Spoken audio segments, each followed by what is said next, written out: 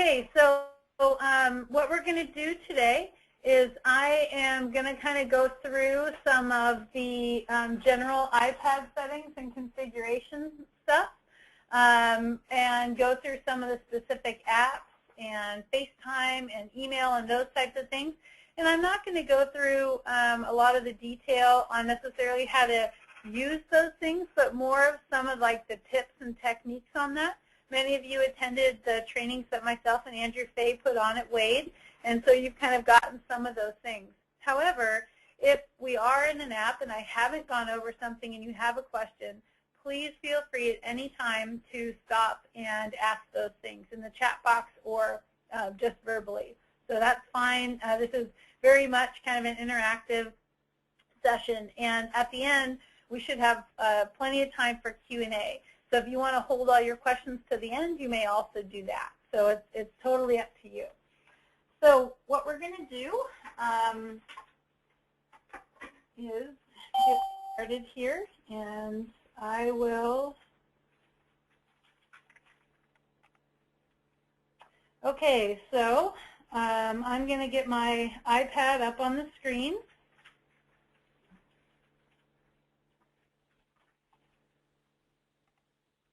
There we go. Okay, so you should all be able to see that.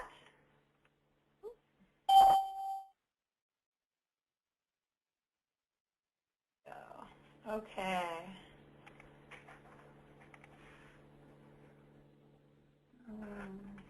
All right, so some of the basics, what I want to go through first, things that are important. So you have basically your iPad here, and the first thing to do, of course, is get it going. And there is a setting on here for security purposes. We recommend that everybody has a passcode that you have to enter when you log into your iPad. And this is just for general security reasons because we do have important information on here. People can have access to your information, etc. And so this is a setting that you can find within settings. And there's a few different things that you can do here with this. So you want to have passcode lock. So that's kind of clicking on that. And you want to enter your passcode here. And this way you can then get into this very thing. So if it isn't on already, it'll say passcode and it'll say turn it on. And you can have these various settings that you can do here. One important thing is that right here it says erase data on this iPad after 10 failed passcode attempts. And you can have that enabled such that if someone does get a hold of your iPad and they try to log in multiple times, at some point it will erase all your data. But don't worry because you have all that stuff stored automatically on the cloud. And if those settings are already enabled, then I'll show you that in a minute. And so you're not going to lose everything. So you're just erasing it from the iPad, but a lot of these apps back these things up in another realm. So you're pretty safe there. So that's just a smart thing to have. So once we're into our home screen here, it's a little hard to show you, but there are buttons on your iPad on the outside. So you've got kind of your home button, which is this one right here. That's the one on the front. And then up in the, if we're looking at it, the orientation this way, in the upper left-hand corner, you also have a power button, if you will. So if you hold that button down, it will let you shut off the iPad if you want to do that. You don't need to. The iPad will always just kind of go into hibernation mode. In fact, it was designed not to have an on and off button so that it was always just ready to go when you needed it. If you just left it in idle, it will actually retain its power for weeks. So you don't have to worry about turning it off unless you're on an airplane or something of that nature. One interesting feature about the home button and the power button together is that if you hold them down at the same time, you saw the screen kind of flash. It actually takes a photo or an image of your screen at that time. And that's actually a really helpful feature to utilize later on. If you've got stuff up on the screen that you want to capture as a photograph and send to someone or save to your records or whatever it may be if you're in an app, etc. So that's kind of a nifty little feature. You also have a camera on the front and the back. That would be kind of this little image here. And then as well as on the back. And then you have your volume and your mute and or lock rotation button. And the mute and or lock rotation, that's that little black button that goes back and forth that you can utilize. And how you select if you want it as mute or lock rotation is if you go into settings and into general.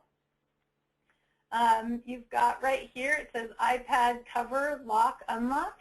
So that's where you can select that. Excuse me, it's the use slide switch to lock rotation or mute. So I've got mine currently on mute. What lock rotation means is that if I turn the iPad, that it will switch its rotation like that. So that's rotation. If you have it on lock rotation, and now I'm physically turning it here in my office, it will not do that. So you can make it so that it's locked on one rotation or the other. And so you do that easily by using that external kind of switch on the outside of the iPad if you want to set one or the other. So that's it for kind of the buttons part of things. Does anyone have any questions on buttons? So those things should be fairly well kind of intuitive. Okay, so then now that we're on the home, 15 other callers on the call. Does someone have a question, or did the mute just come off? Okay. Please be sure to mute your phones unless you have a question so that we don't have a noise and or reverberation in my line.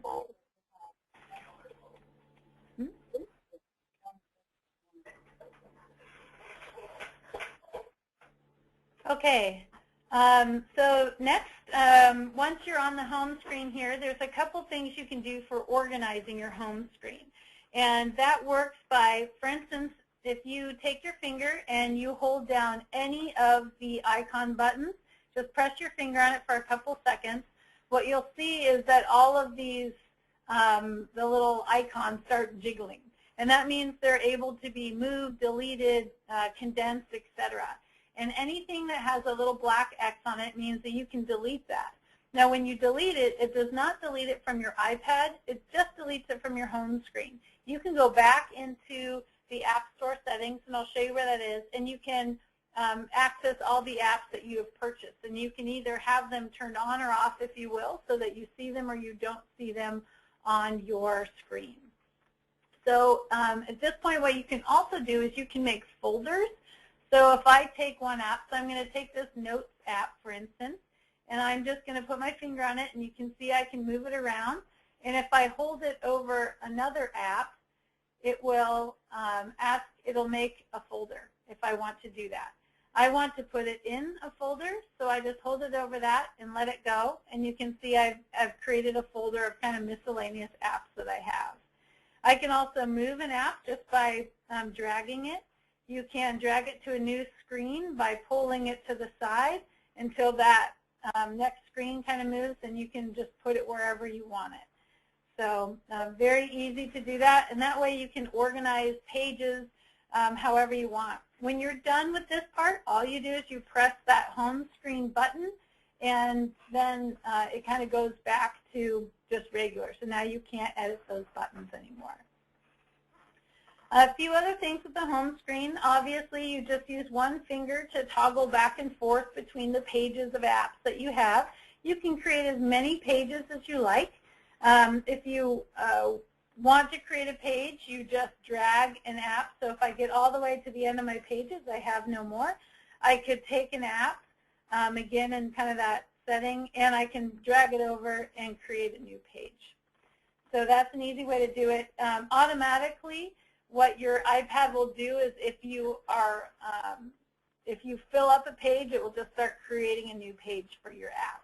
So that's just a way to organize your visually your iPad the way that you want it.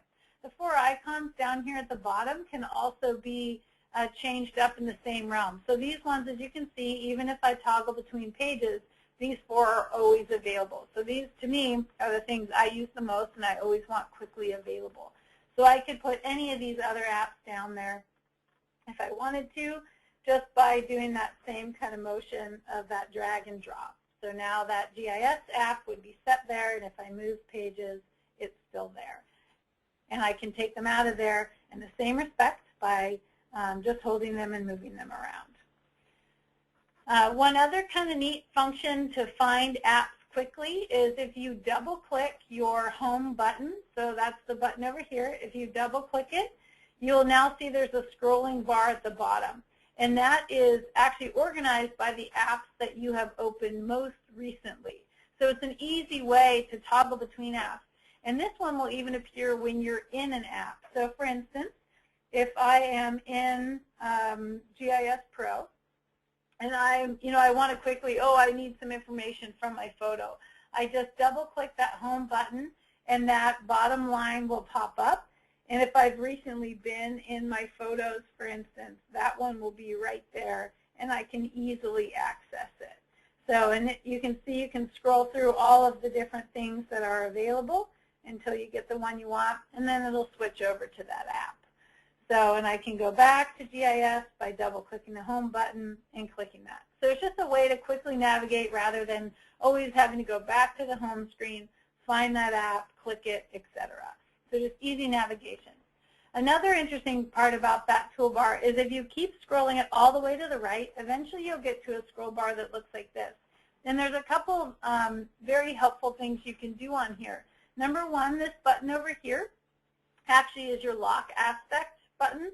So if you click that, you'll see a little lock button, and if I turn my iPad, it will not change that aspect ratio. In other words, it won't go from portrait to landscape, etc. If I unlock that and I move my iPad, you can see it switching back and forth.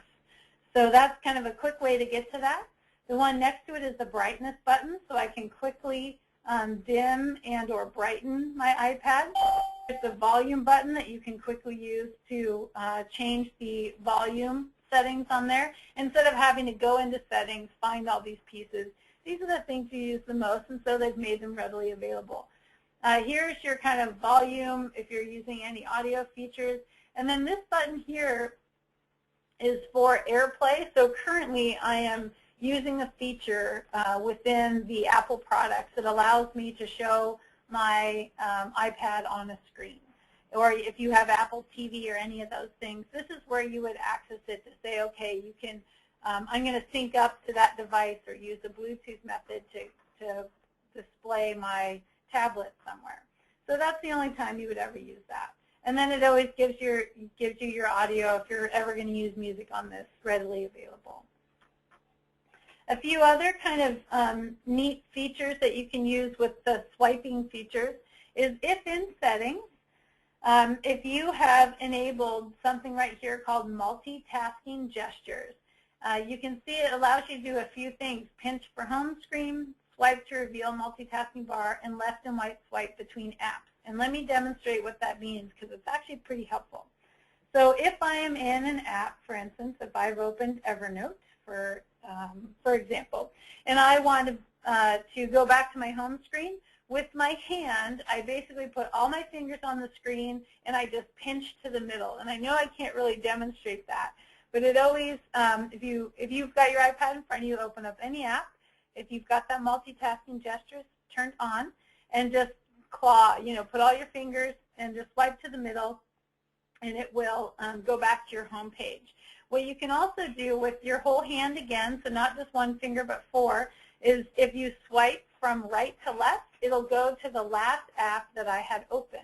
So this is also a very easy way to navigate between apps that you keep toggling back and forth. So if 4 apps ago that you're trying to reach, then maybe that's not helpful. But you can go back and forth between left and right just by using all 4 of your fingers on your screen back and forth. So that's kind of a neat tool to be able to use. Another one that you can use is, again, with your 4 fingers. If you swipe from bottom up, it'll give you that, that easy-to-use toolbar if you don't want to double-click your home button. You just click back in the middle of the app anywhere, and it will get rid of it. And then you can do from the top down as well. And it just shows you what are called all your push notifications or anything that you've allowed to give you some type of a reminder. So I've got my to-do list here, and I've got my calendar that shows me what's happening. And if you just click this little piece right here at the bottom, that will disappear. So you just push it back. So those are a couple nice navigation pieces that just let you quickly kind of flow through your iPad from app to app instead of increasing the number of steps. That just gets things done a lot faster. So let's go back into settings, and I just want to go over a couple things. Before I do that, does anyone have any questions on any of that type of hand navigation on your iPad? Okay, so I know it's a lot, and if you ever forget any of these things, you can... Yes, I have one question. Uh-huh. Yeah, your question? One question. It doesn't seem, when I have that that app up, and then I do the squish to get to the home page, and then you said to get back to that app, what do you do? Okay, if you squish to the home page, you're going to have to reopen that app. Oh, you have to reopen it. Okay. So if I like squished. So if you've gone back to the home page, then you do have to just reopen that app you were in. Okay. I thought there was something you said you could go back to the last app you were at, but. Yeah, so that's if you double-click the home button, it'll show you that last app that was open. Oh, okay. Gotcha. Okay. Okay. And then Thanks. once you're in that one, then you can toggle back and forth between apps just by polling the screen. So, but once you kind of squish back to that home screen, then you kind of have to just navigate back to the app you were at or open up a different one. Usually you would just do that if you were kind of done with the app you were in. Okay. Thanks. Sure. Any other questions related to those things? Okay, so I want to go into settings now and just go over a few of the things that are in there. So wherever your settings button is, and this is just really customization of your iPad for the features that you want to enable or disable and the things that you're going to use the most. And I just want to go over a few things in here. I'm not going to go over everything because it's not, a lot of things are very self-explanatory. Airplane mode, for instance, if you turn this on, what that does is it just turns off your Wi-Fi, essentially. So you can't transmit or receive data. So this would be used, honestly, only if you're in an airplane for the most part. So you won't use that very often. If you click Wi-Fi, this just, if you have your Wi-Fi enabled, which you can turn this on and off here as well, this shows you all the available networks, and then you can link up to them. This personal hotspot, you may or may not have this. If you have a data plan, this will pop up. And what this does is I can turn this on, a personal hotspot, and I'm basically creating myself as a Wi-Fi source. So if one of you has a data plan and someone else is not on their iPad and you're both out in the field and the other person needs some type of data up or down, then you can turn on your hotspot. They can access you as a Wi-Fi source, and then they've got an internet connection, essentially. So that's what that personal hotspot is, if you have that. Notifications. So this is just something you can use with all the different apps that you have. So most apps have some type of a notification. As you saw earlier, I had that kind of calendar and all my to-dos, and those are based on specific apps. But there's some apps I do not want all their messages from, someone, connected on LinkedIn or this, that, and the other. I don't really want those things kind of cluttering up. And so in here you can choose if you want those apps to contact you or not. So for instance, my calendar, I can go in there, and in Notification Center, I just say on or off. And if I click that as off, I won't get notifications, and it will be down here and not Notification Center. And so you can see all the different apps I have in there that have the potential of sending me some type of notification. And if you want to turn that back on, you can. So, and that's just something you can play with if you start getting notifications from an app and you're like, what are all these banners I keep getting and these notices? Just go in here and turn it off. Under General, this is where you're going to find a lot of the detailed setup items about your iPad, how you like to see things, that mute versus auto lock, your passcode lock to get into here, all those types of things, that multitasking gestures. If you want to change anything about the date and time, for instance, you want to say I want 24-hour time set, etc. So these are just the little details to customize it to how you want to see it. On sound, same thing. You can change the volume that you have with your ringer and alerts and what that tone is going to be. You just select all those different things. Brightness and wallpaper. So auto brightness, this is something you may or may not want on. In fact, when I go out in the field, I usually turn this off. And what this is that the iPad itself will recognize the indoor or outdoor brightness and adjust the screen accordingly. So if you're inside, it will increase the brightness, and if you're outside, it will decrease the brightness. However, if anyone's been outside in the field using these, you'll notice that they're not great when in direct sunlight, and so you don't want the brightness down. So I usually have that feature off so that when I'm out in the field, it's still bright so I can see it the best that I can. So that's one tip. And then here you can change your wallpaper. What you want to see is your backgrounds and however you want to customize that. The iCloud. So this is what I was talking about earlier. If you've somehow lost your iPad, or that it's been stolen, or somehow all the content was erased, all of these areas where I say yes on the iCloud, that means that there's storage elsewhere. And if I got a new iPad, all I would have to do is put in my new account, and this is based on your Apple ID. And when in that new iPad, it would just automatically download all those things that are in the quote, the cloud. So you can have these things on or off here. Photo stream and those types of things, if you have other Apple devices, those are things you may want to use. In other words, it just automatically shares those things with other sources. So I can have this on, and that means that other iCloud devices will automatically download these things or upload them, etc. So that's only really if you have other devices, Apple devices. Storage and backup. This is where you can see how much storage you have in the cloud and how much you have left. One thing I mentioned about Apple IDs. So this is actually a really important thing. So your Apple ID is what determines your account. So you can have multiple devices with the same Apple ID, and that's basically that email or ID that you registered your account with, that you bought all your apps with, etc.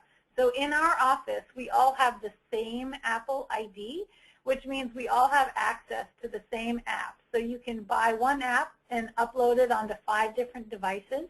So that's really helpful on expensive apps like GIS Pro. And so we're able, with that one Apple ID, to all access that. What's important, though, is that the apps themselves allow you to customize that. Even though we all have the same Apple ID, meaning that we share the same basic functions, my Evernote, my email, my GIS Pro, those are all unique to the password and my email that I put in there. So that's a very important distinction, and one that's important when you're having, when you're kind of getting these tablets for an office, is everyone should have the same Apple ID, but just know that you can customize each and every app based on your own personal information. Emails, contacts, and calendars. This is where you can customize, add email accounts on here if you have multiple, if you want your work and your personal on here. You can also, how many messages you want to see, what's that preview look like, all sorts of various things that you can do to customize how that looks. As well as your calendars. I use my calendar a lot on here, so I want to make sure that that's synced up with my Outlook calendar, and it is. And I'll show you that here in just a minute. So you can see I can share calendars with other people as well. I can have a personal calendar, etc. on here. All the rest of these things, notes, reminders, messages, etc., these are all just customizations of the individual apps on there that I can let you go through yourself. So you don't usually have a lot of suggestions. There's just a few. The one I will show you is in Safari. This is basically your internet access. And on here, there are a few different things you want to look at for clear history or clear cookies and data. If you've got a whole bunch of tabs open, a bunch of junk, and you just want to kind of clean it up and start over, that's where you can click these two things, and it just clears out all that information. And you can kind of set some of the other things as well for cookies if you want to accept those things, and open tabs and background, etc. So just a few settings, and what I recommend is that you go to Safari or whatever app it is, play around with it, and then go into these settings and see what's available to change. You can change a few things, then go back to the app and see how that changed things up.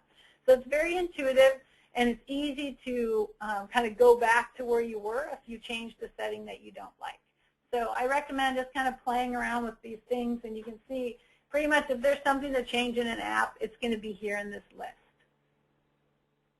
Okay, so that's it on settings. Does anyone have any questions in that section of the iPad?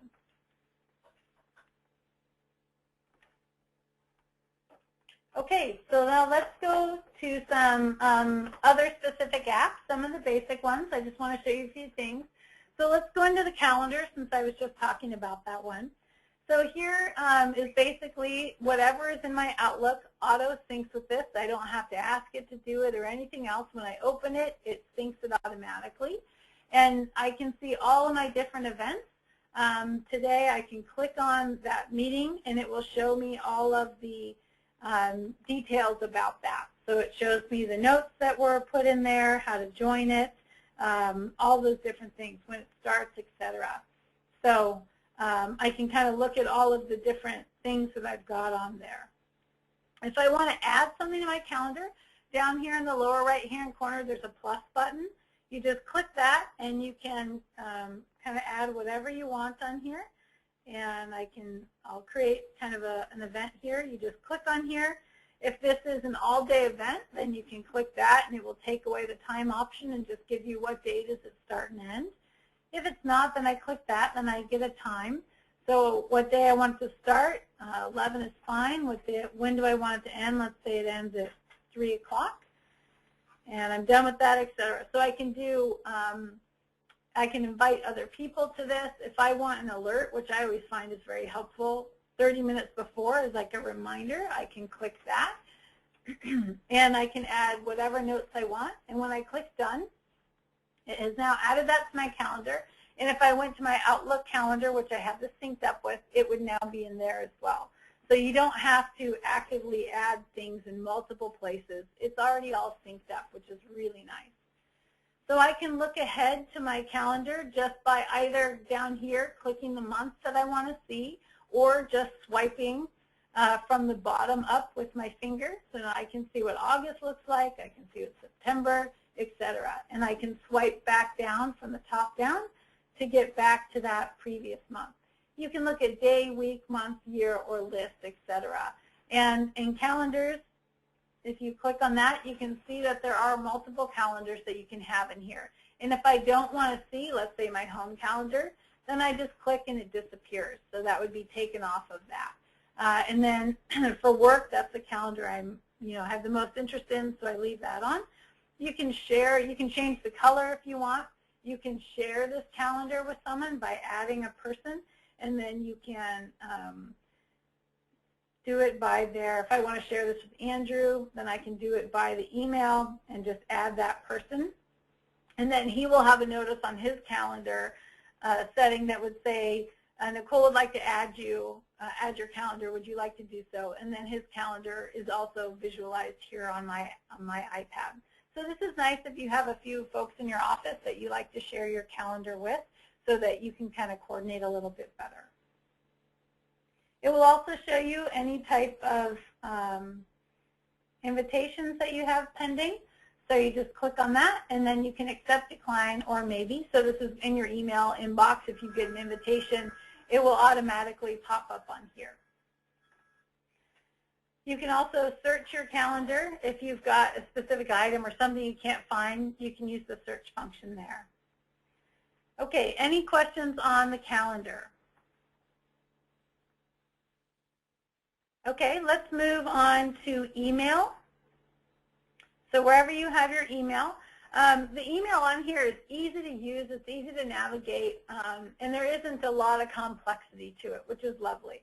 So you can essentially just click on any of the emails and you can read those things. And you've got a choice up here. You've got a handful of different things. The little flag just means if I click that, it marks it as unread. So if I read it on my iPad, but I want to make sure when I get to the office that it's obvious so I don't lose it in there, sometimes I'll use that. I'll say, well, mark it as unread, so when I open up my Outlook, when I get back to the office, it's a little more visual. I can file it somewhere. If I click this file, it shows me all of the different mailboxes and files I have here. So this is how I've set it up in my Outlook, and so it just mimics that here. If you've set it up in Google or any other email settings, it will also kind of mimic that, how you've got it set up in that one. I can throw it away by just clicking this trash box, which is fine. I wanted to throw that one away. Or I can do a reply here. So I can reply all, forward, save image or print, or I can create a new email. And I want to show you a couple additional functions about the keyboard and cut and paste while we're in this app.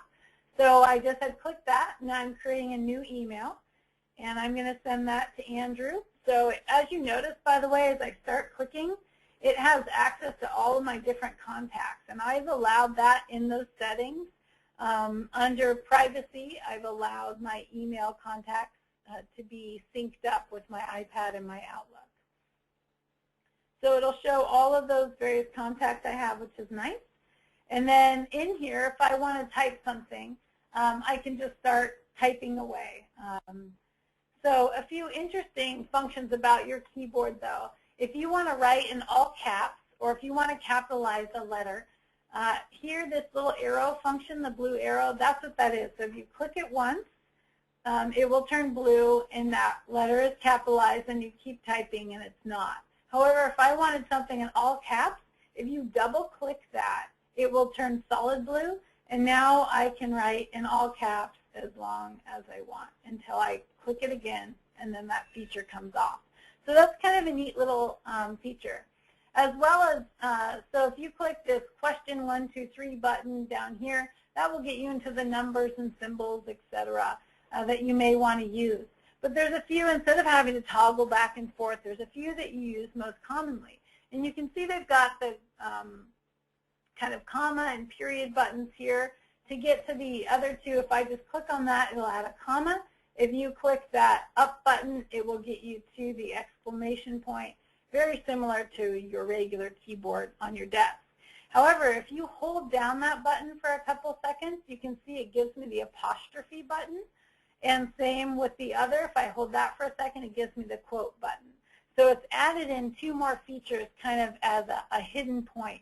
And what you'll find with your iPad is to find things, just hold your finger on it for a couple extra seconds. So instead of just hitting it like a button, hold your finger on something a couple extra seconds, and sometimes you find hidden features in apps or on your keyboard, etc.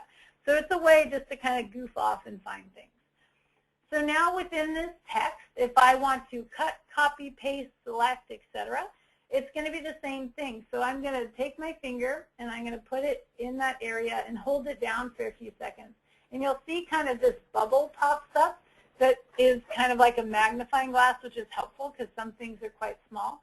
And if I let that go, it gives me a handful of different options of what I can do based on the text there, what app I'm in. These options are going to vary depending on what you're doing.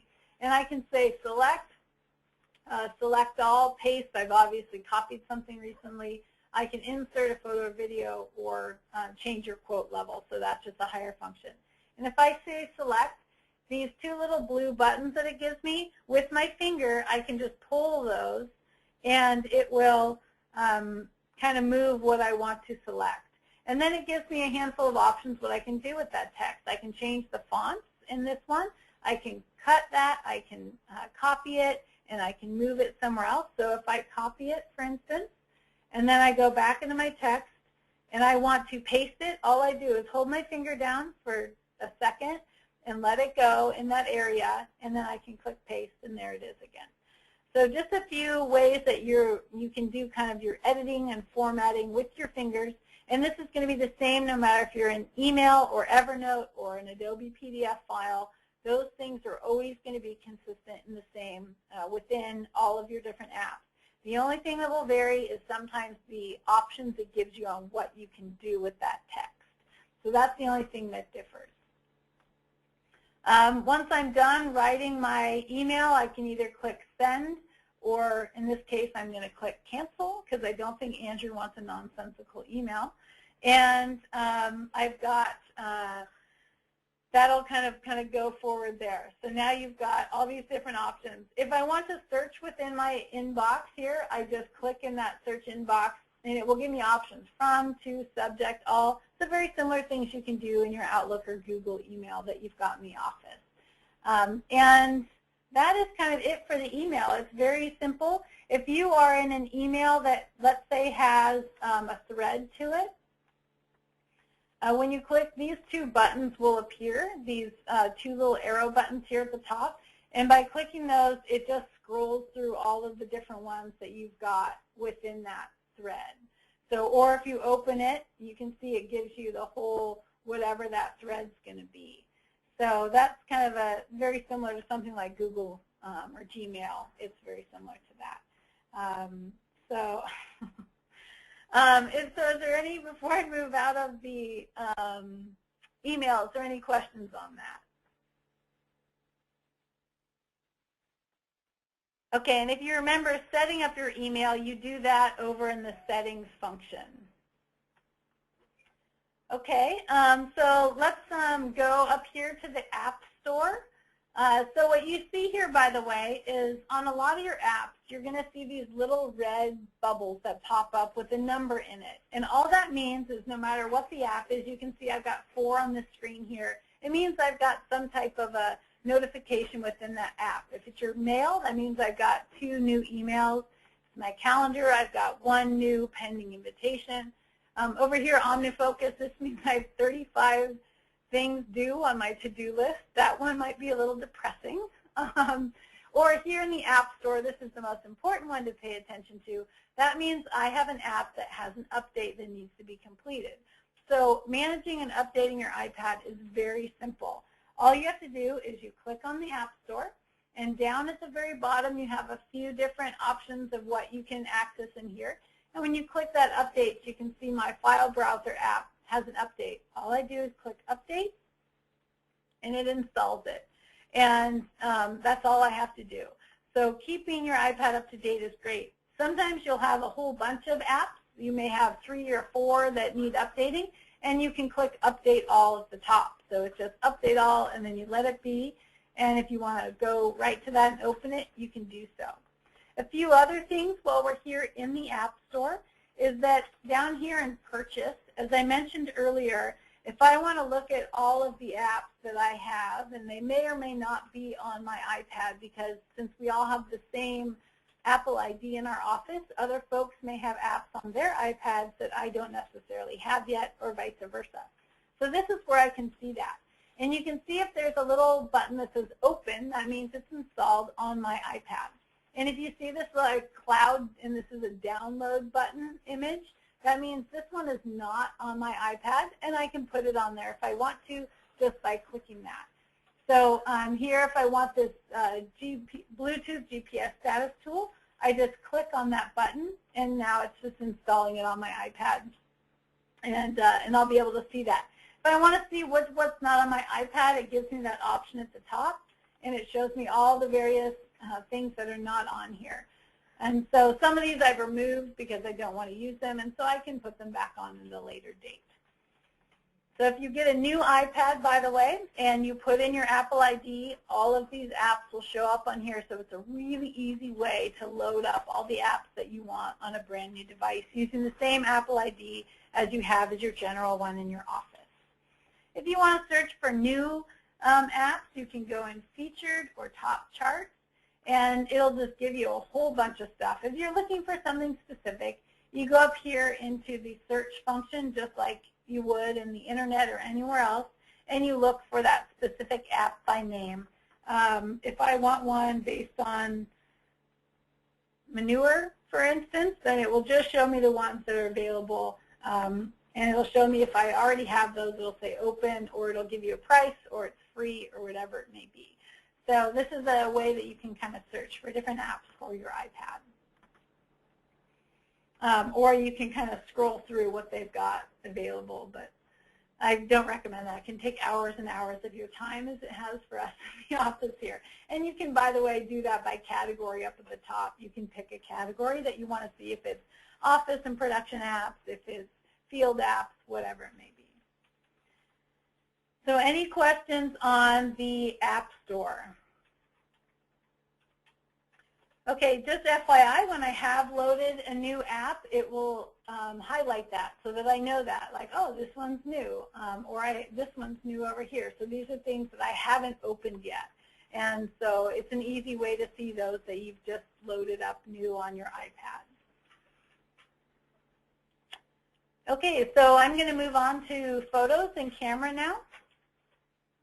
So in the camera, there's a couple different functions here. So I've just opened this, and you can get a really weird image by screen to screen to screen there. And there's a couple different features on here. So obviously this camera button, if I click that, it's going to take a picture. And down here in the lower left-hand corner, if I click that, that will go to my photo album, and I can see the picture that I just took. So I can say, oh, that looks fine, or I want to redo that. And if I click on Done, it goes back to my camera feature. And if I click Options, the only option you really have is if you want the grid on or off. And you can see I've got that feature there. And so you can turn that on and off if you want that. The other thing down here in the corner, I can either have this as a camera or a video. So when you click to video, now if I click this, the kind of take picture button, is basically a record button. And so it will record for however long a movie that you're going to take. That's really a nice feature to use when you're out in the field, if you're trying to capture a practice that you see, or if you're just trying to capture a landscape or something else. It's a nice feature. By the way, when you are taking, if I'm in photo mode and I want it to focus on a specific area, I just touch the screen on where I want it to focus. You can see there's a little box that pops up, and it's trying to focus not only on the image but the light source, and it will try to adjust your photo based on the light source there. The other button here is I can switch from my front camera to my back camera. So if I switch that,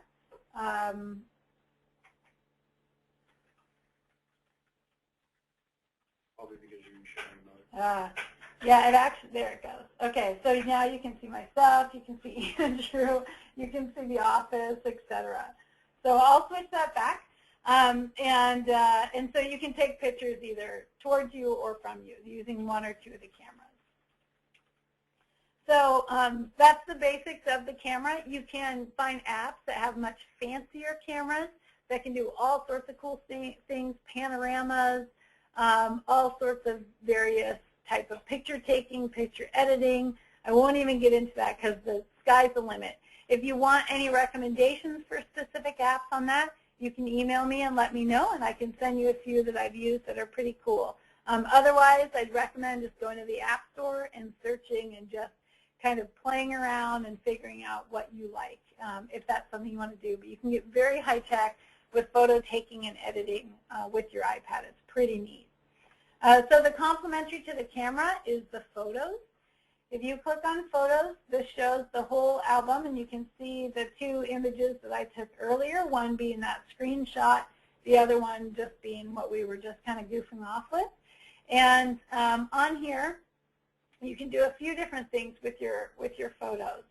So here you can see kind of my entire camera roll that I've got, and you can, if you've got a lot of photos in here, you can organize these by albums. So you see you can create albums, and you can, by clicking albums and the plus button, I can create a new album, whether that be if I'm taking a whole bunch of photos from a specific farmer's location or an area, or I want to categorize these into farm photos, riparian photos, stream photos. You can create as many different albums as you want to organize your photos most effectively on here.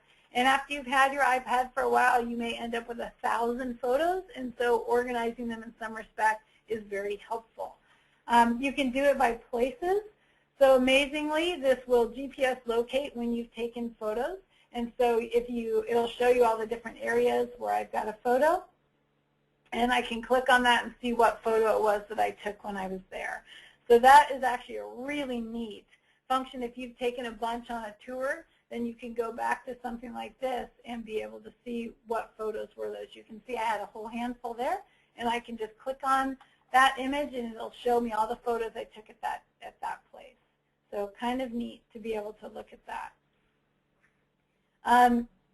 And then back to photos. So a few things you can do on your photos here.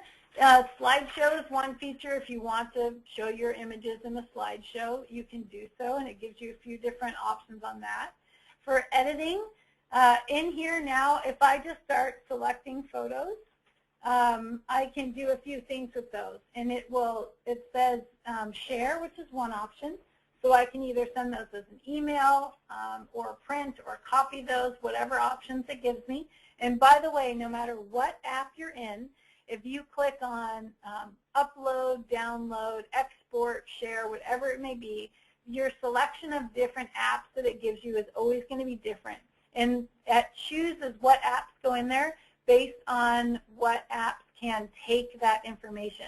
So it doesn't show me everything here when I click share, only the apps that have the function to share photos within this mode. So just important, if you add another app here that communicates specifically with this type of function, then it's going to show up once you add that app. So just FYI on that. If I want to do something different with this, I can click Add To, and I can do Add to a New Album. So within this feature, I can say, all right, I want all these 5 ones, and I want to add that to a brand new album, or cancel. So that's kind of easy ways to deal with that. And once you're in a specific photo, if I've chosen one, and down here at the very bottom, by the way, it gives you an easy way to scroll through those. You can either do edit, slideshow, export, or delete. So in edit, this allows me, if you see on the bottom, I can rotate, enhance, red eye, or crop. And rotate, for instance, will just move things. Crop, I can actually crop that a couple different ways. If constrain, this actually allows you to get it to a specific size. So if you're using this picture and you want to export it because you're going to put it in a poster or you want to print it, you can select on here, I want to crop this to a 5x7, or I want to crop this to a 3x2, and it will automatically adjust it such that that's how it comes off your iPad. And when I'm done, I click crop. If I'm happy with all of the changes I made, then I would click save. If I'm not, and I'm like, you know, this picture doesn't look great, I can do revert to original, and it changes it back to what it was. So you do have a handful of various options within here on editing photos a little bit. And then I can always export that. So always whenever you see a box with an arrow coming out of it, that's your export. So send to is another way that's used. And here it gives me all the different apps where I can send that to. This button is popped up because I'm on AirPlay currently, so you probably do not have that button. But that just means I can do a photo stream during this kind of the function I'm in right now. And then I can delete that.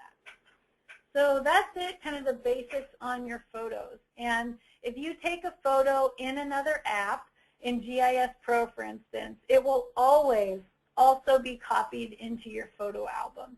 So no matter what app you take a photo in, you will always find a duplicate here in your photo album, which is great. So you're always able to utilize those and see them all in one place. So you're not just, you know, you're like, oh, I want that photo that's in this app and that app and that app. Don't worry, they're all in one place in your photo album, and you can get them out of there very easily and file them, etc. So any questions on photos? And next I'm going to tell you how you get them off your iPad.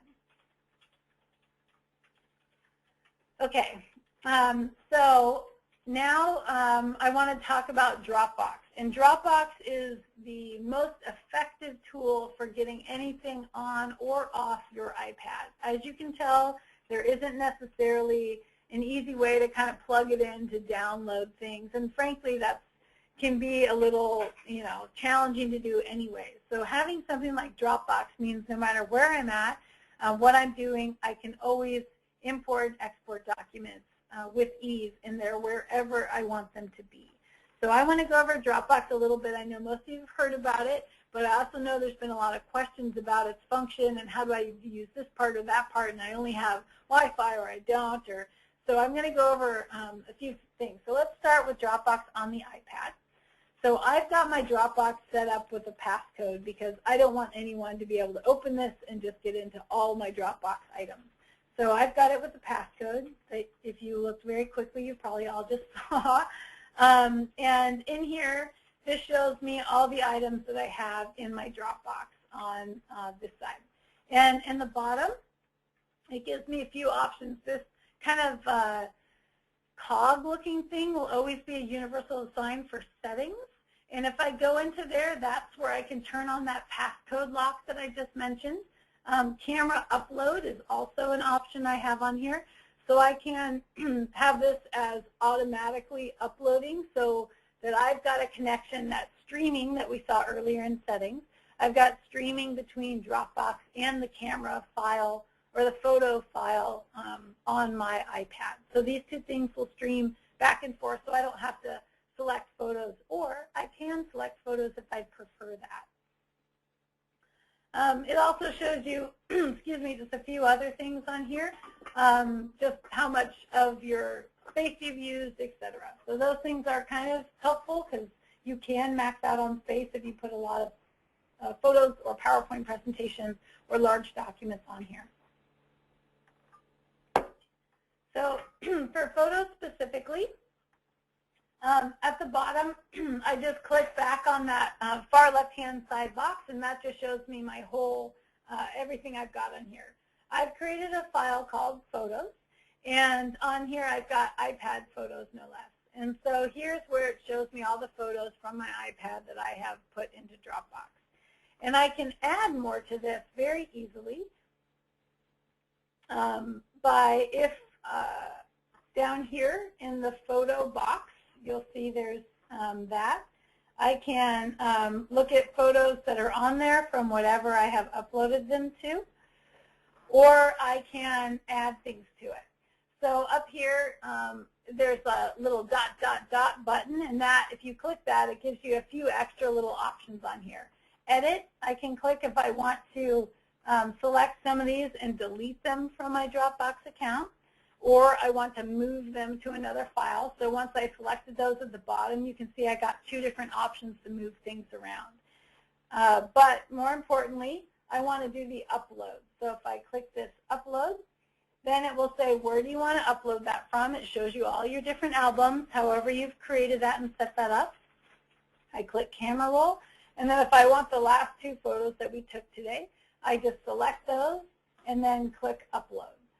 And now those will be uploaded. As you can see, it's uploading those right now.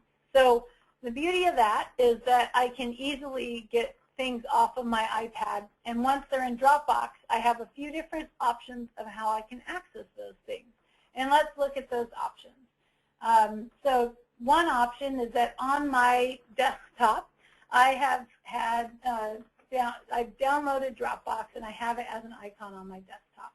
So you can see here, I've got a Dropbox folder, and if I double click that, it's my Dropbox folder. And then in Photos, I can go to Photos, iPad, and here are those two photos that we just uploaded. So it automatically syncs. I didn't have to do anything. It just automatically did it.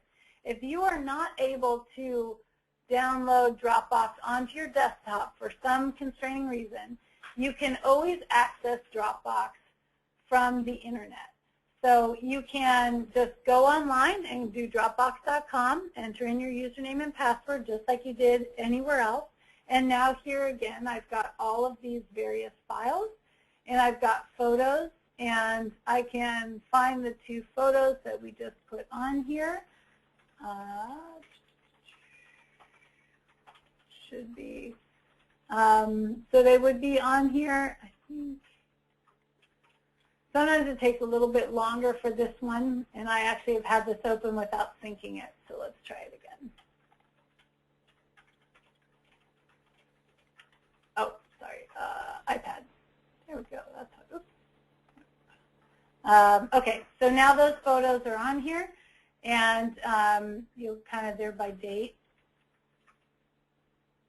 And so we can see those photos here, and I can click that image, and then I can download that onto my desktop. You can drag and drop it, so you can get those images off of there pretty easily and onto your computer. So that's a nice way that you can use Dropbox in all those different ways. And what that means is that if I'm traveling, I can always access Dropbox from any computer by logging onto anyone's computer. I can have download Dropbox onto my desktop at work, at home, wherever on my laptop, so that I always have that exact same file of information no matter where I open it from. I have it on my phone. I have it on my iPad. So I've got one file that's uploaded. It's in the internet, if you will, and I can access it from anywhere. It's a great way to utilize that if you're working from home or if you're trying to transfer data from one machine to another. Very easy. You don't have to use those memory sticks or anything like that anymore. You can do most everything through Dropbox in this respect. So a few other things about Dropbox. So not only can you get your photos on and off that way, but if you have a file that you want to be able to see in on your iPad, so you've created a document on your computer and you put it in your Dropbox, and I want to open it on my iPad, I can do that. So I've got that ability. If I just click on, I just made a test document on my desktop. I open it here, and now I've got a few options with that. So you can see I've got these universal kind of open with or download or upload or send to buttons here. So I can send this document, I can email it to somebody, or whatever other options it gives me. But what I want to do is I want to open this in something else. So that universal kind of download button here, I click open in, and it gives me all the options that are available based on the apps I already have on my iPad. And what you want to use, so we're going to move from Dropbox to Docs to Go. And I want to open it in there and show you how that works. Before we leave Dropbox, is there any questions about this?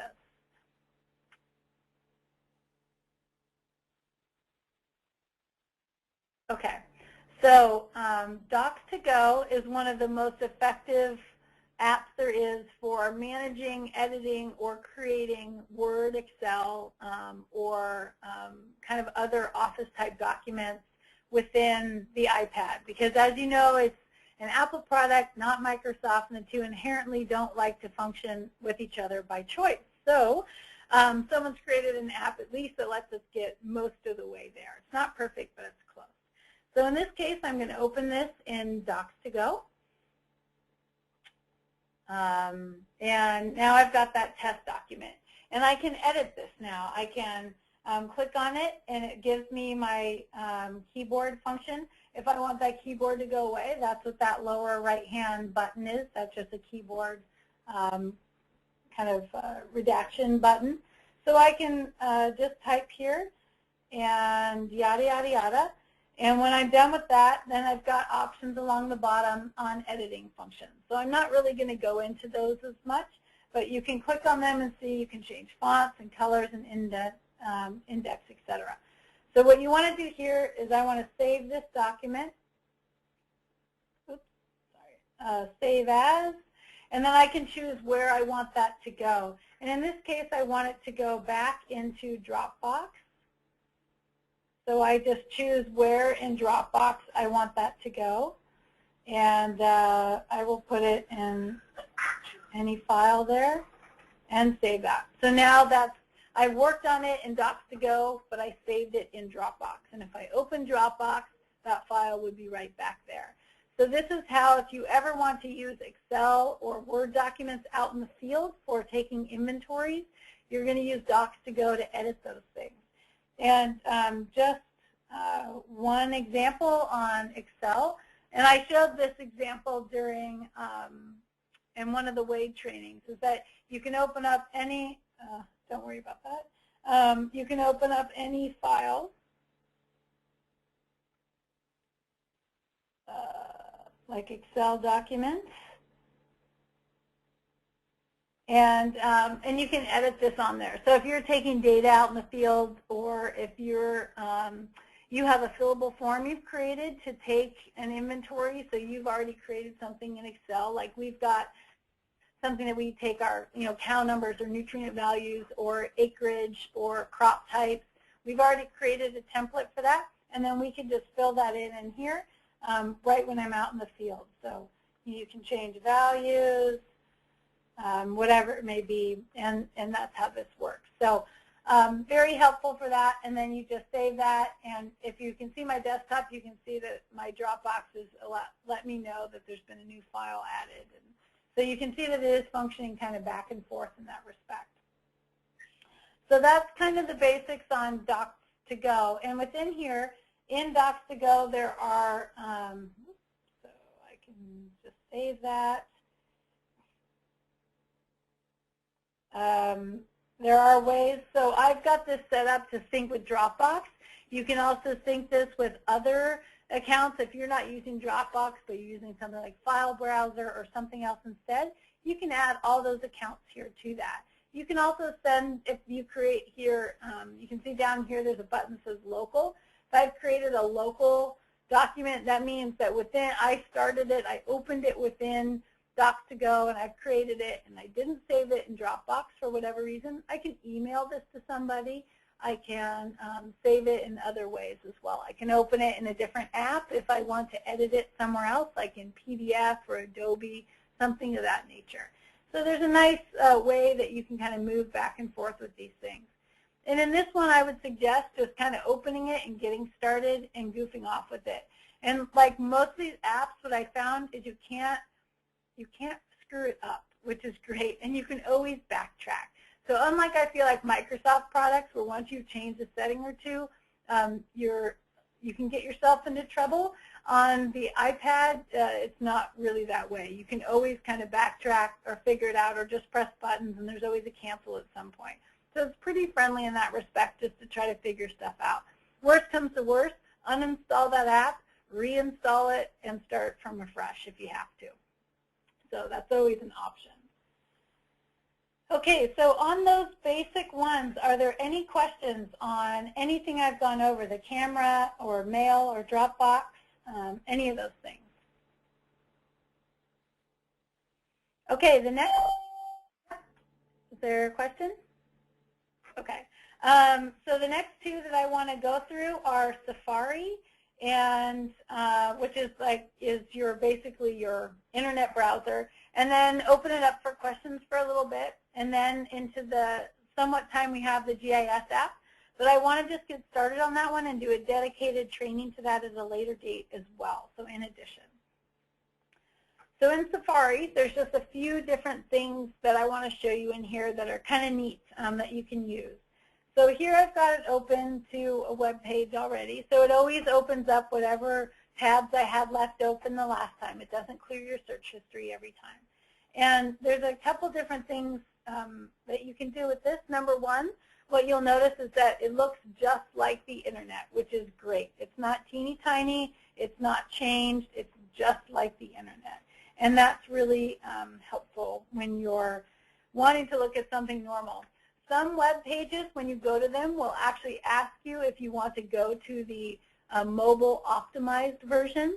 And you can click yes, and it just makes it friendlier for a touchscreen version. Or you can click no, and it will retain in the regular version. So there are a lot of web pages that will know that and ask you for, do you want one or the other. A few things at the top here. You've got a couple options. The arrows, obviously, that's just your back button. So you can either go back or forward. The book feature is your bookmarks. So you can click on that. You can add things to bookmarks as you go along, and I'll show you that. And this is where you can access all those things. The cloud is iCloud tabs. So this is if you have other devices in the cloud and synced up, it will show you those different bookmarks you made from other devices. So I don't have that currently enabled. And then this other button here, there's a couple things in here that I want to show that are pretty cool. One of them, you'll see in the middle, is that button that says Add to Home Screen. This is a way that you can easily make any web page an app, essentially, or function and access like an app. So if I've got this is our web page here, and I want to say, well, I access this a lot. I don't want to have to type it in every time. I don't want to go into Safari every time. I want it easily accessible on my home screen. So I click Add to Home Screen, and I can name this whatever I want. Let's call it WCD, and add that. And now you can see on my home screen, it has automatically added an app for that, if you will, or at least an app-like icon. And there's a few others I've created. As you can see, I go to NOAA a lot. That's weather data, and our manure spreading advisory. So you can have as many of these as you want to add if there's pages you like to go to a lot or every day. So now if I'm on the home screen and I click on that one, it will open that up. So it's very nice that it automatically goes to that. And like I said, you can create as many of these as you want. So I can also copy this, meaning it just copies a link, and maybe I want to paste that in an email or in an Evernote note that I've made, etc. Or if I can add this to my reading list. So you're not necessarily going to add a web page, but you certainly may add PDF documents as you go through. So let's show that. So for instance, on this web page here, there is something that says App Summary Doc. So that's a PDF. And okay, I want to open that. So I can either click it once, and it will open it within that window I was just in, or if you hold it down for a couple seconds, it gives you more options, just like anywhere else. And so I can say open in a new tab, add to my reading list, whatever. So I want to open that one in a new tab. And now I've got a couple options as well. Because I've opened up a PDF, my iPad knows I have a PDF reader app that I have as well. So as you can see, it gives me, do you want to open this in Adobe Reader or in something else? So if I click Open In, it gives me all of the different apps that are available that will open this type of document. I can directly save that, open in Dropbox, so it saves it. Or in this case, I want to open it in Adobe Reader so that I have a bit more options on highlighting and editing and those types of things. So I could just click Open in Reader, and it will take me right to that app that I had. If I, let's go back to Safari, some other options. As I mentioned, I can add this to a reading list by either going into bookmarks and doing that, or you can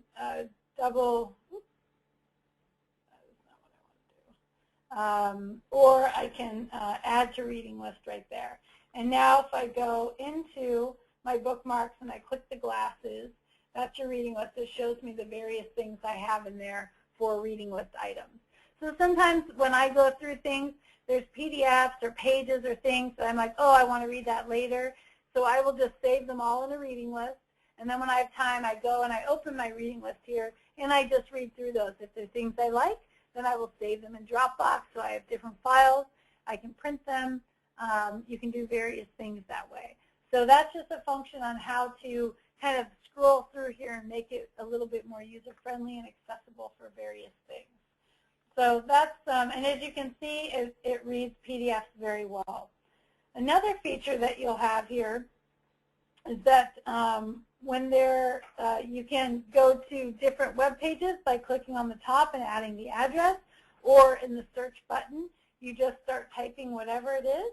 And like Google, it will give you those Google suggestions as you kind of add in things.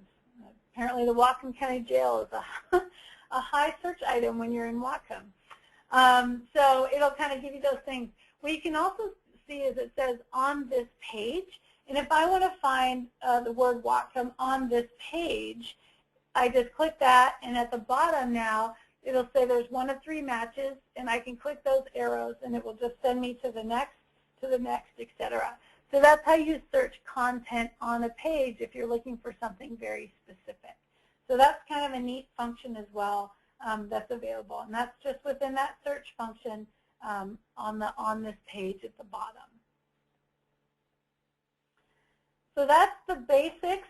One other thing that's kind of neat is if you're scrolling through a document and you're at the bottom and you want to get back to the top, instead of having to scroll all the way back, if you just click up here in the menu bar, it will, right above the menu bar, it will take you all the way back to the top of the page. So that's just a nice kind of background tip that if you've scrolled quite a ways, just click the top, kind of that, you can just click on the time is a great place to target, and it'll take you to the top of that page. So just a little function on that.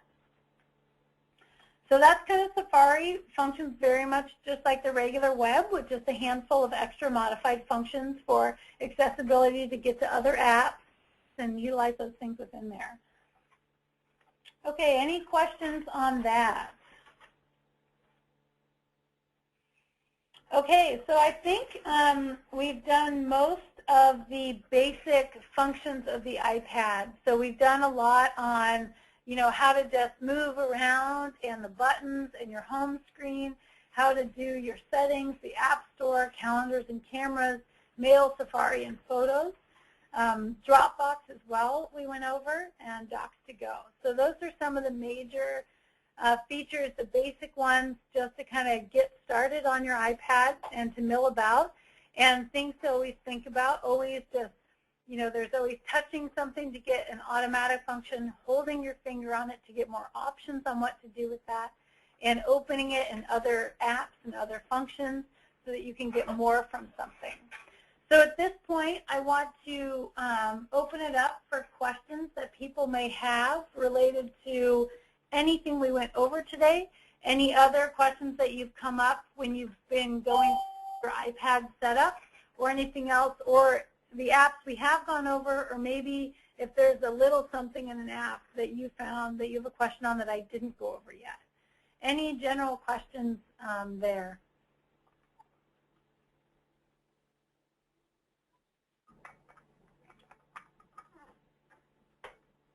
So I'm not getting any questions at this point. If you are trying to ask a question and I did not hear you, maybe your phone is on mute, so I'd suggest checking that. Okay. Hi, Nicole. This is Jennifer at Palouse CD. Hi, Jennifer. Hi, I had a question about using the Apple IDs.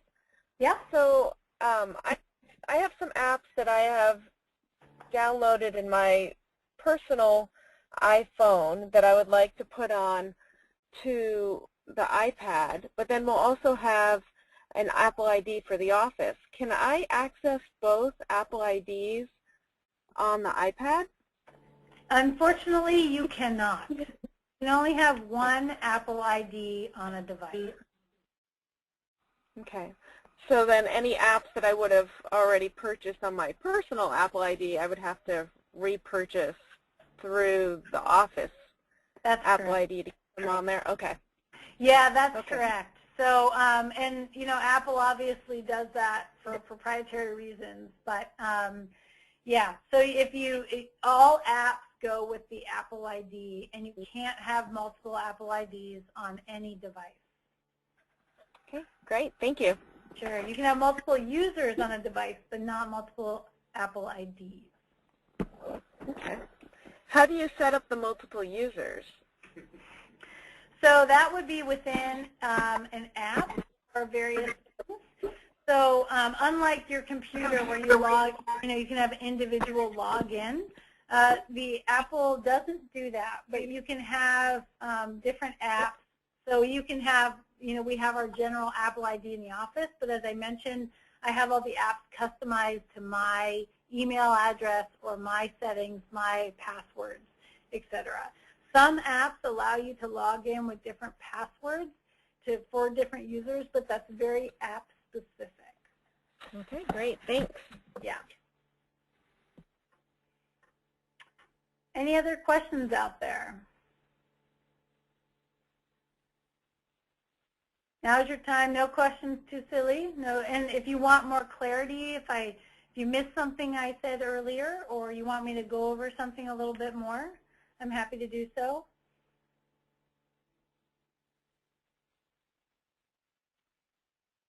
Okay, so we've got, if there's no more questions about those general usages, does anyone, you can even ask if you have questions about data plans versus Wi-Fi. If you've got questions about, you know, Verizon versus AT&T, any of those type of questions we can go over.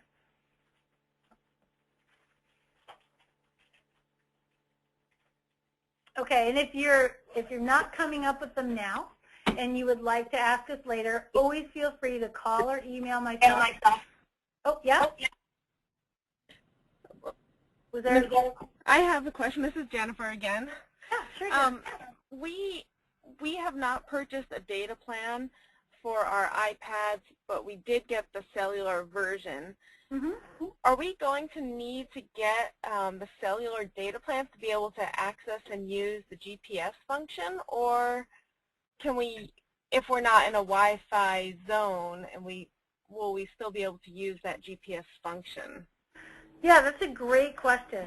So you can still use the GPS function, and oftentimes it will run even with Wi-Fi off. So you have that GPS function working in the background no matter what. What you can also get are GPS boosters. So we have one that we're testing out right now. It's just a universal GPS receiver that you can add to it, and you have to use that when you're off of Wi-Fi.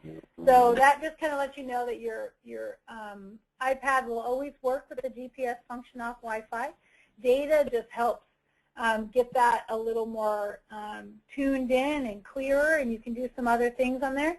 But if you have an external wireless GPS device which works on Bluetooth with your iPad, that will also get the accuracy of your GPS up quite a bit.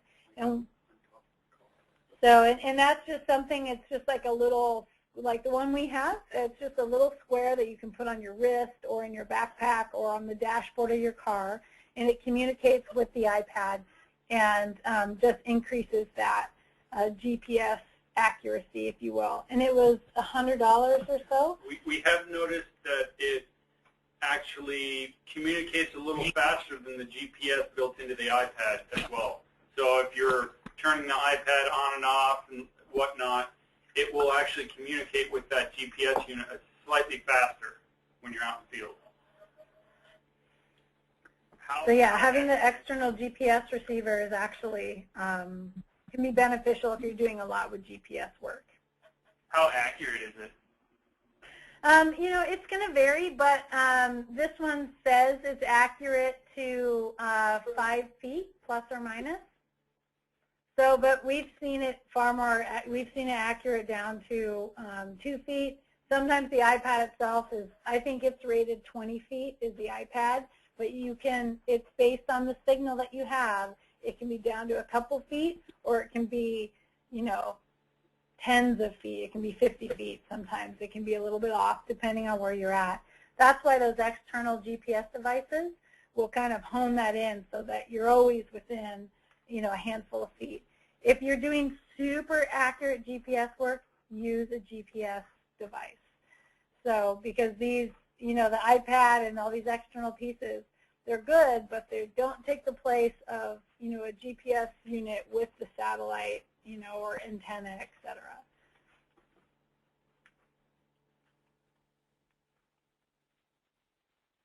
Any other questions?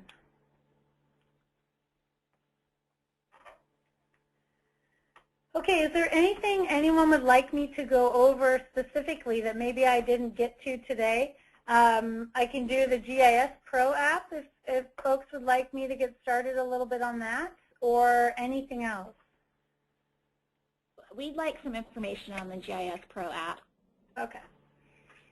I figured that was going to be a popular one. So what I'm going to do today with this app is just kind of go through it, but I'm not going to go in some of the details about the specific pieces, mostly because we have created a handful of videos that are on our website. And I'm going to show everyone that really quick, just in case someone has to tune out at some point.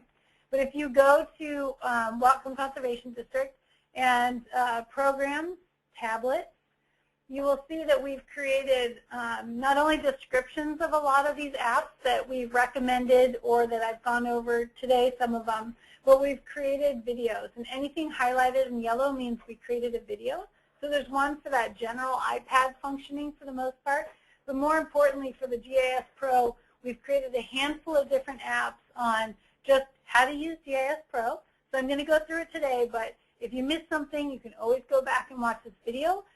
Most importantly on here, we have how to export and import files.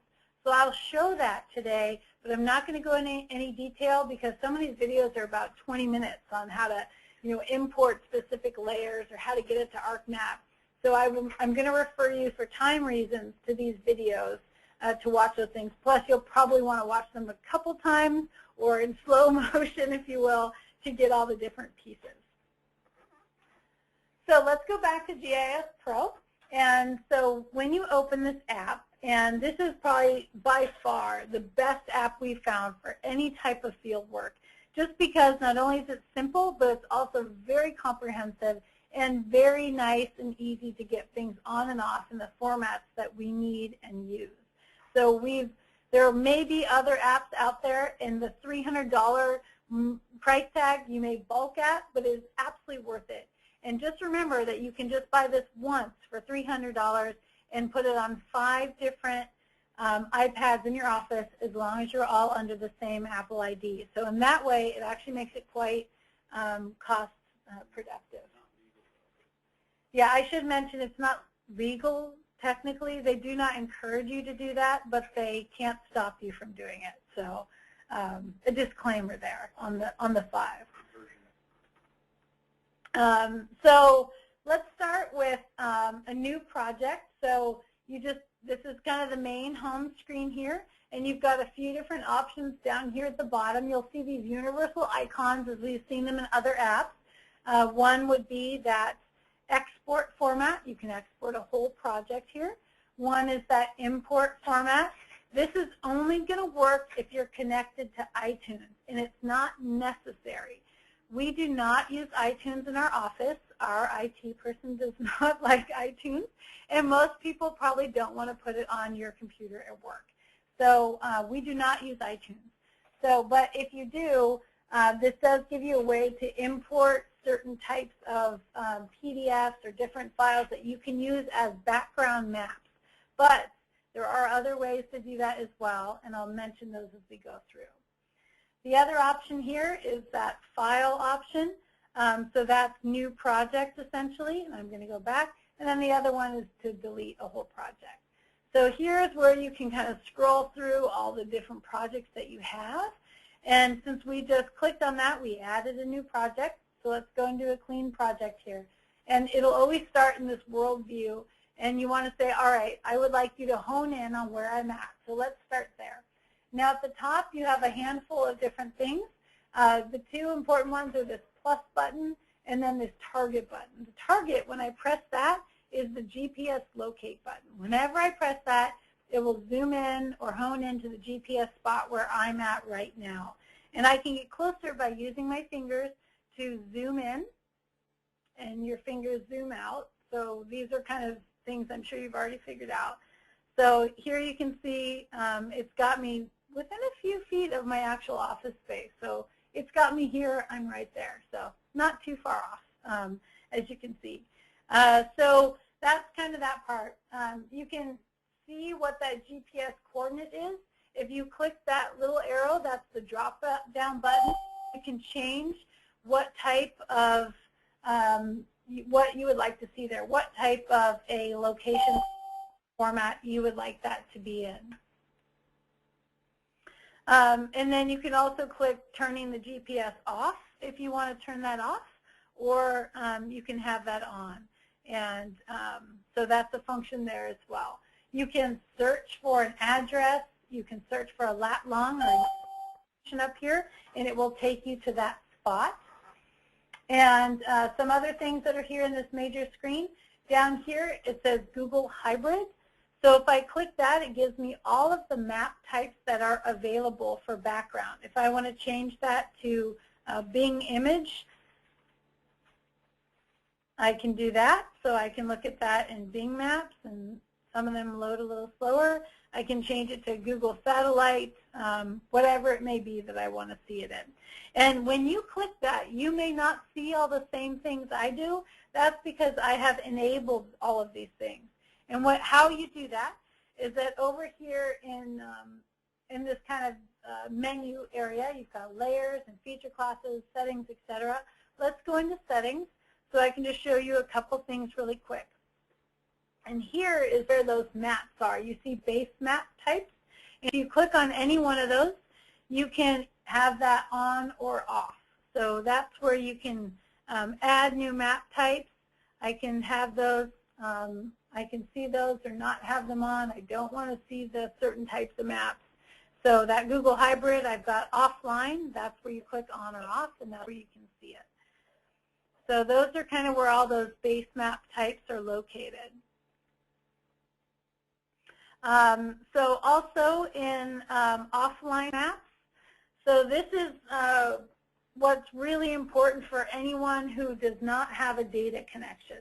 So if you're out in the field and you have a data connection, all these maps will load just like you're on Wi-Fi.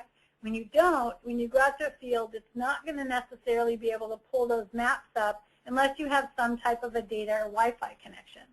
So what you can do is you can cache maps before you go out. In other words, you've already kind of taken a snapshot and you tell this app, I want to be able to access this area when I'm out in the field. And it's very easy to do that.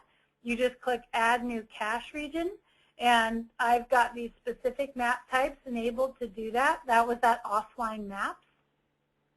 And I say I want Google Hybrid, and then you can click whatever type of shape. You want a circle, you want a square, you want to define that region by free drawing. You can do that. And then once it's in here, you just pinch the screen, you zoom in or out to show kind of get everything within that grid that you would like to see when you're out in the field. If you want a huge area, I would recommend you do multiple map caching. So if you zoom in, you zoom out too far and you've got the whole county, this map, not only is it going to be big, but when you zoom in, the resolution isn't going to be as good. So I recommend doing a few different maps. So you can have a few miles on each side of there and just cache a couple. You don't want to cache your entire county at once. It takes up a ton of space. Just cache the map areas that you're going to use as you use them. That's kind of how I recommend it. In here, you've got basic, high, or very high that you can choose the resolution.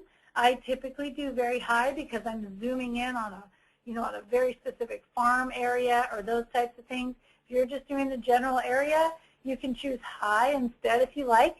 All this means is that it may take a smidge longer to load the higher the resolution is, and or it takes up a little more space, which for most people shouldn't be a problem. So you can click very high. This select levels. If you are familiar with how to do this resolution choosing, you can do that. Otherwise, I usually just use the default settings there and let the app choose which ones are appropriate. So once I decide the region, down here in the lower right-hand corner, you click Cache, and then it has that area. So you can see now it's just loading that. It'll take a little while. And once that's available, it'll give me the option, instead of saying pause there, it'll say open. So when I'm out in the field, then I can go into my cache region for this project, click open, and it will allow me to access that area of that map. That's almost done. I'll let it finish up so you can see. So there you go. So now you can do view, and it shows me the grid on which I've got that cache region. So that's offline maps. And then same thing, when we're out in the field, we don't have Wi-Fi anymore. You go to that offline maps, and it shows you all your cache regions. You choose the one that you want. A few other kind of settings here. Project units. This is just where you can choose how you want to see your units, if you want metric or US or whatever it may be. So that's all that is. And GPS settings is the same. So here's where you can put in that accuracy filter. So as I mentioned earlier, you can use an external GPS device. In this app particularly, you can go and use their ultra accuracy, meaning it's going to suck a lot of juice. So be prepared for that. It's going to run your battery down. if you always run it on ultra accuracy. But if you just need to find a few points, you can put on ultra accuracy, and it's going to use extra resources, cell towers, GPS, etc., in order to try to get that far more accurate. It's going to be a little bit slower when you do that as well. Same with any of these accuracy filters. I use 10 meters because it's not as slow, and it doesn't take up as much energy as if I use the 5 meter.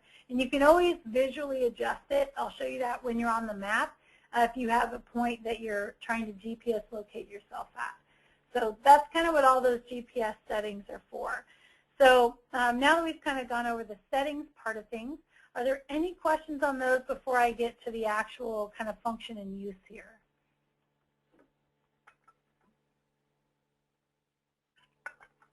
Okay, so a few things that when you're out in the field that you can do here is if I want to add points, and I want to add a point where I'm at, so let's use that GPS setting. Again, up here, I click that little basically target. It gets me where I'm at, and then I want to zoom into that region because I want to add something to that. I want to add a point, so based on some type of feature class that I've made. So let's talk about feature classes really quickly. So when you get this app, it comes with some set feature classes. And what this is it's basically just an inventory of points, lines, and polygons already made for you that you can use to create points, lines, and polygons on your map when you're doing your field inventory. I have also made my own, which anyone can do. It's very easy, and you can share these feature classes, which is awesome. So anyone out there who's doing a dairy inventory, I can share this with you if you want. So I can show you if I click dairy inventory. You can see that I've customized the points, the lines, and the polygons that I want. And all you do is you can open up, if you want to create a whole new data set, a feature class here, you just click down New Feature Data Set. And then you choose, I want a new point class. And then you can click on this icon if you want to change it from a triangle to whatever this kind of point is, a bullseye, and I want that to be red. I click Save. I can name that point just by clicking in this box and using the keyboard function. I can name it whatever I want. And then I can add what are called attributes. So attributes are all the different types of data that I want to take with this point. So if I click Add Attribute, you can see it gives me all the different types of things I can add to that. If I want to add a photo, I want to add elevation, which is a new one that they just added based on a request that we actually had from Wade. So we do put in a lot of requests to these guys, which is pretty cool. You can do a list of values, a number, a description, etc. So I can click, if I want to add photos, I click Save, and I want to add another attribute. I want to have a number category in there, and I can save, and you can go on. And each one is special. And then once I'm done, I just I go back to New Data Set, and now I can add a line, I can add a polygon, I can add whatever else that I want. So you can make your own data sets here for specific types of inventories that you do. So back to that dairy inventory one. So you can see I've got all these points here. And now if I want to add in a point, let's say I'm not at my office, but at a dairy, and I want to add something to this, that's where this plus button now comes into play. I click on that plus button, and it shows me all of the different data sets or feature classes that I have turned on here. Let me show you what that means. If we go back to these feature classes, you can see some are gray and some are blue. And the ones in blue mean that they are turned on, meaning I can see them when I want to do my inventory. Turning them on and off, all you do is you touch that. So I just touch that with my finger, and now it's off, or I can turn it on. So this you'll see in a few other areas in this app as well. Just this visual, it means you can just see it or you can't in other areas. So back to adding a point, I want to do it from my dairy inventory, and I want to add a point of interest. So I just click on that, and now I can place this two different ways. I can do the bullseye down here, meaning I click on that, and it bullseye locates me, and I can click place that way. Or, and now I can enter in all of those different attributes. But before I go to that, I want to show you another way if I want to add that point of interest. And I click on the locate me, but I'm like, you know what, that's just off. You know, it's not quite where I'm at. Then with my finger, I just move that screen till it's exactly where I want it to be. And I may be standing somewhere and I want it to locate me, but I'm looking at like a feature that's maybe 20 or 30 feet away. So I can just move it to that exact feature that I want it at with my finger, and it's going to align with the crosshairs in the middle, and then I just click place, and that's where it places it. So that's two ways to place points when you're doing something. If we're just looking at points, I'll show you lines and polygons here in a second. So now, with this point, I can do a few things with it. I can name it whatever I want to here. I can, as you can see, it's kind of, this is the name or the feature class that it's in here. I can move that to something else if I want. I said, you know, I didn't mean that to be a point of interest. I meant it to be an attention area, and it says, okay, you can change that. I want it in the same folder. So now it's just changed what that looks like. I can click on time of assessment, so I can put that as right now. In the future, if I'm doing kind of a before and after analysis or pictures, or if I want to make sure that it's like, oh, this does not look good, I took it on a specific day, I may come out in a week and look at it again. And that's important later when we're downloading the data and you can see those various things. I can do a description of that issue that I want to have there, so whatever that may be, you can say, looks good, looks bad, needs to do something. For this type of point specifically, I've created it as an attention area, meaning I write a description of the area, and then I'm out with the producer, and we talk about what's the guidance for correction. And I type that up in here as well. So how to fix it, yada, yada, yada. I'm also likely going to take photos with that. So here's what I was talking about with this. If I click on take new photo, I can click on that. It's going to go right to the photo feature, and I can look out the window right now. I'll take whatever picture. And then it says, do you want to use that? Yes, I do. And now that photo is here, but it is also in the photo section in that app that we looked at earlier. So I don't have to export it out of here. I don't have to do anything. It's in that photo app, and I can deal with it that way if I want to get it off of my iPad later. I can also do choose existing. Let's say you took photos afterwards, and once you're back in the office, you want to add them back to one of these feature classes. This is how you do that. So it's easy to either take a photo right then, add one in later. You can always delete photos out of here, whatever it may be. So you can move them around so that they're just where you want them to be with that specific feature class. And then I've got another description here of the photo or whatever I have added in there. And if I'm in here and I said, you know what, for this point, I also want to add a number value to it. So I say number and then save, and I say, you know, let's say it was the number, it was a square footage. So it's 1,000 square foot that I want to remember on there. And so that number, by the way, just comes in for this specific point. I didn't add it to every feature class that has this. I can just sometimes add an attribute to a specific point when I'm working within that right here. If I was in that feature class kind of creation area, it would add it to every point of this category thereafter. But here, I can just add things to specific points. So it gives you a nice way to add things and customize them as you kind of put them in.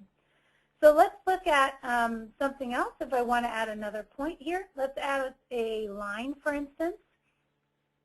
So two things you can do with adding lines here that you see pop up. I can do it manually by if I just kind of move it and say click add point, click add point, click add point, etc. until I'm done. Or I can click down here, record with GPS. So if you click record with GPS, then you just start walking. And if I started walking, it would follow me and it would record that until I clicked pause recording. So that's a really neat way to walk a boundary, walk an area, walk whatever it is with a polygon or a line, and it will be able to kind of track you as you do that. And then once I'm done with that point. Later on, if I want to edit that, I can do so. I can either do it here where it says edit points, or I just click on the feature itself, There we go. And down here in the lower right-hand corner, it says Edit Points. I click on that, and now you can see there's a bunch of little white dots on there. And with my finger, I can click any one of those and then move the screen. And as you can see, it's going to move that point to wherever I want it. So I can move it and then click Place Point. And I can click on a different one and move that one and place point.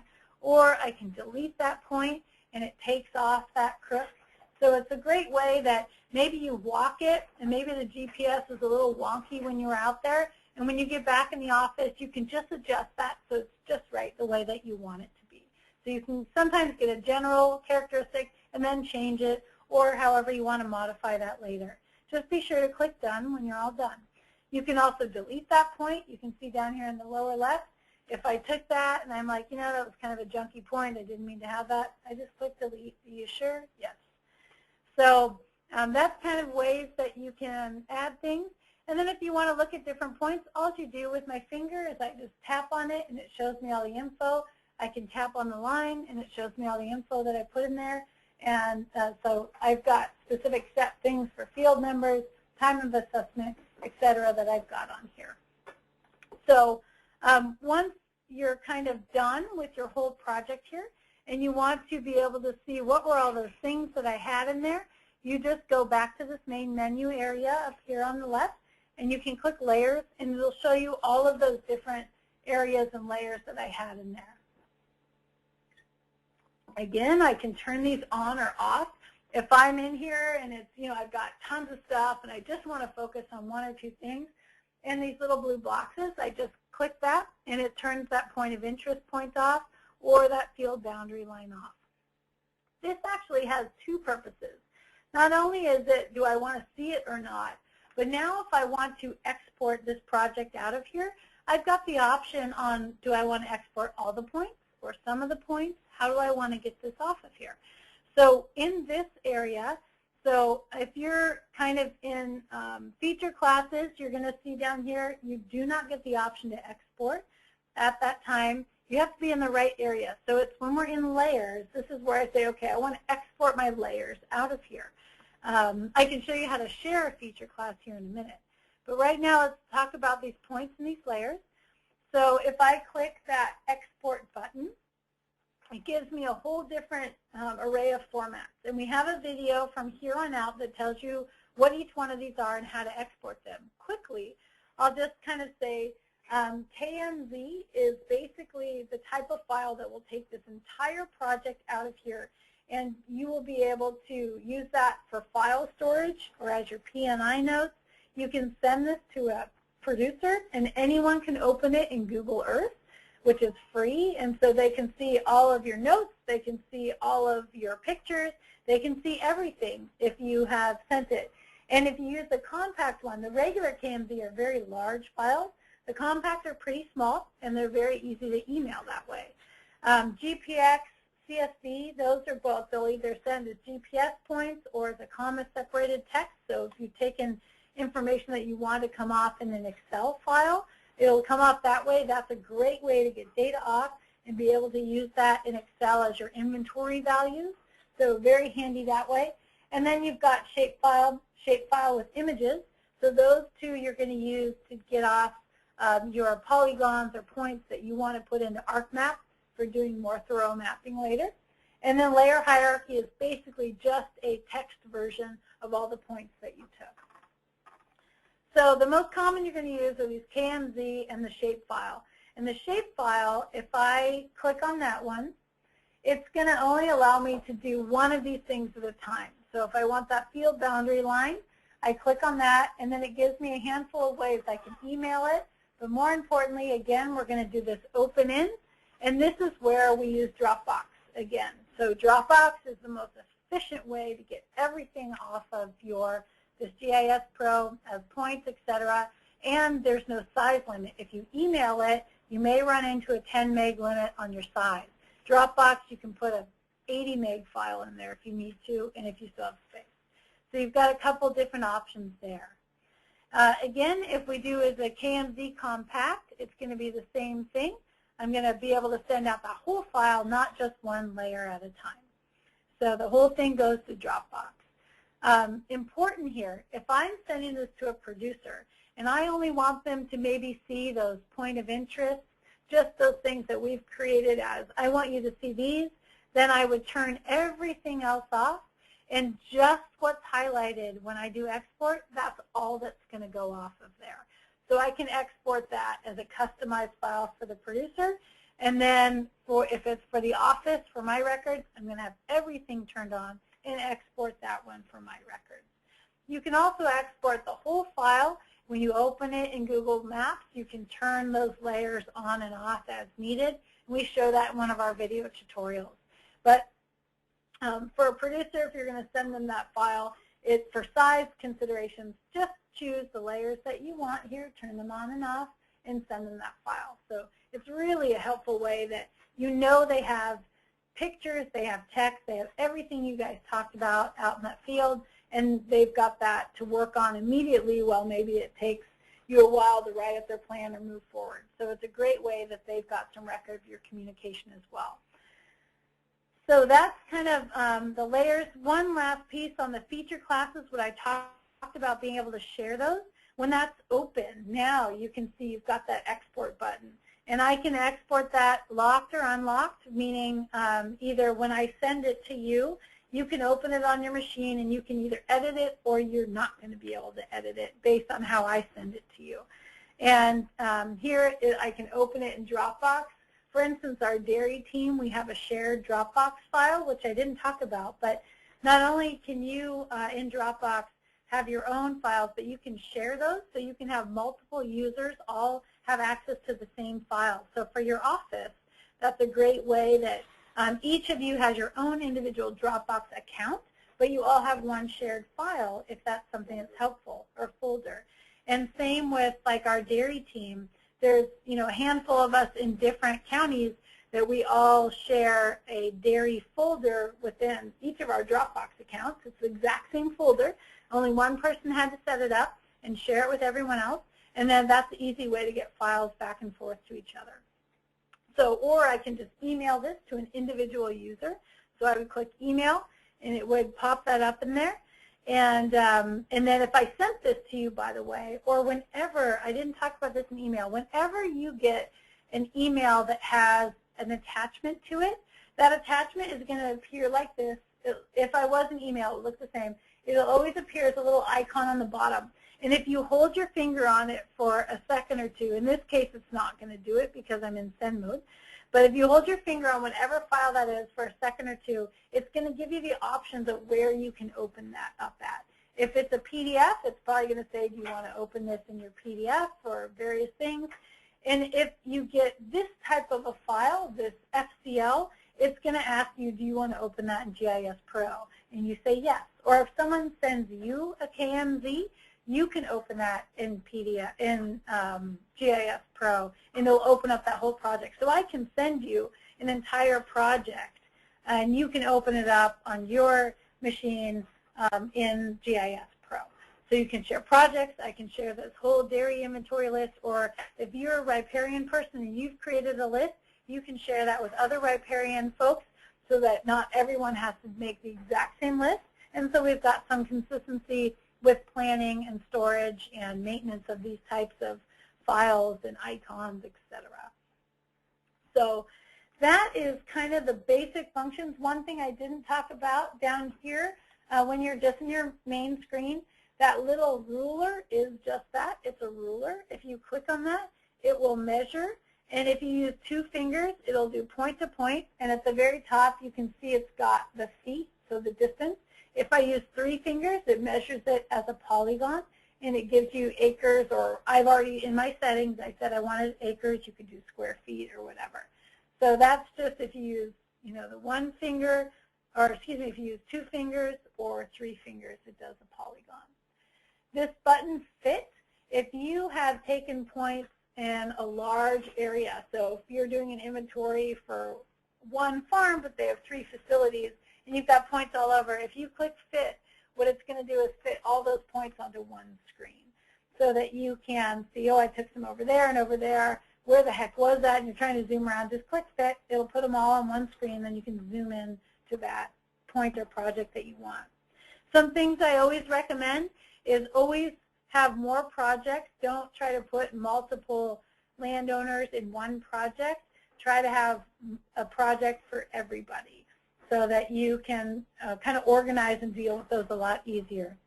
One other kind of nifty feature I want to show you that we've created here in the office is that in ArcMap, for instance, we've got all these great layers that you have. You've got wetlands, you've got soils, you've got parcels, etc. And you can't necessarily create those as background maps per se, but you want to access them. What Andrew has done is he has created a project in here that has that as a layer. So we have a video that tells you how to create this in ArcMap, how to import it into this ArcGIS, or excuse me, into this GIS Pro app, and then how to use that.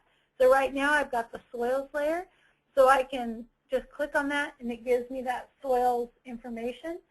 If I go home and then I go into layers, these are all the layers that I have in here that we've taken off of ArcMap, so I can turn on the wetlands layer and I can see that layer instead and be able to look at that. I can look at the farm plan fields layer and look at that. So if you have all of them on at once, it gets a little slow, it's a little buggered down. So I try to only have a couple on at once. So, but I can click on that farm field, for instance, and it gives me who that is. All the information that we essentially have in our database is linked up automatically into here. So that's a really cool feature to be able to use this as an exploratory kind of layer when I'm out in the field. So I'm going to stop there for time consideration. In the future, if folks want a far more detailed aspect on how to use GIS Pro, we can do that. I will take questions at this point. If you have questions at any time, though, as I mentioned, as you start using these apps more, you can always contact myself or Andrew by phone or email, and we'll do whatever we can to help you. But at this time, is there questions on GIS Pro?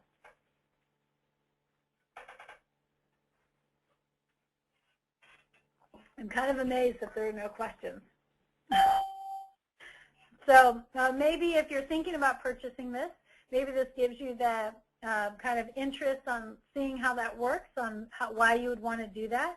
If you're kind of on the fence and you'd like to talk to me more about that, feel free to give me a call and I can tell you how we use it a little bit more in our office and the utility of it. It's been really spectacular. We've got folks doing it for livestock and dairy. We've got people doing it for riparian and crep.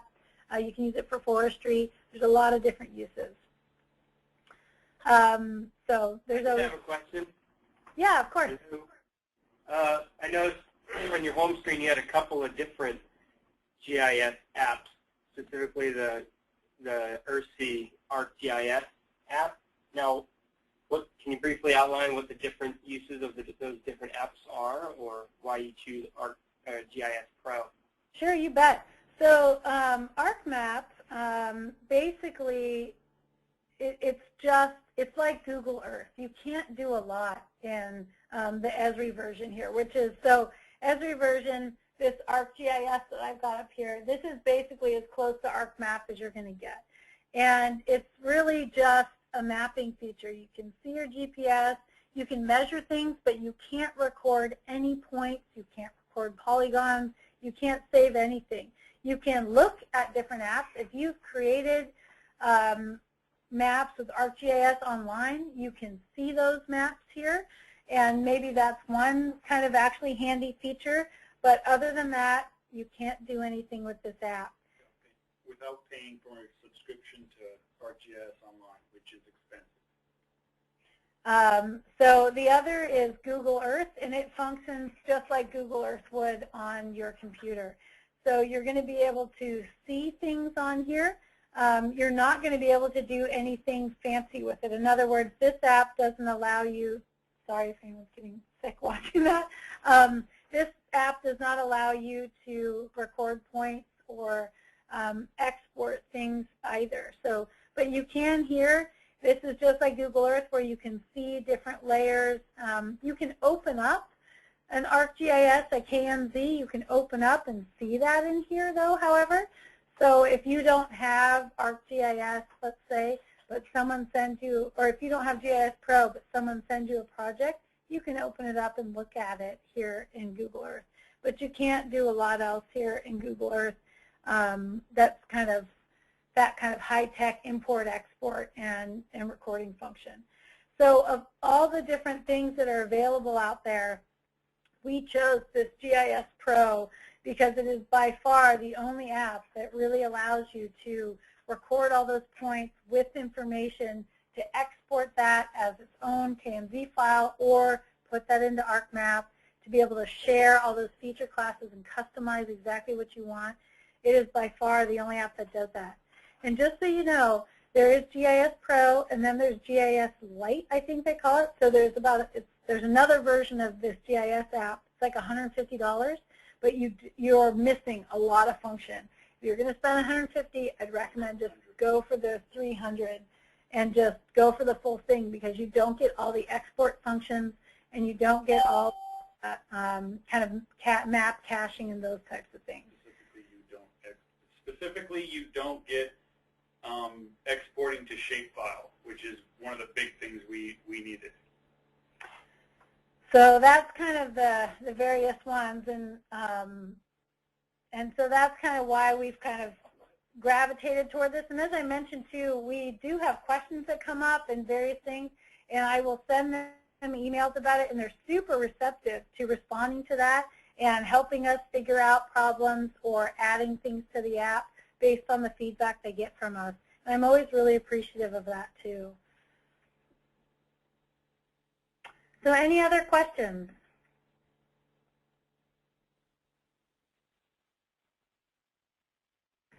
So with that, I think we're going to wrap up since it's almost noon. But feel free to holler at us if you have questions about other apps. You know, we didn't even go over a lot of the meeting apps. You could have actually done this entire meeting on your iPad with GoToMeeting.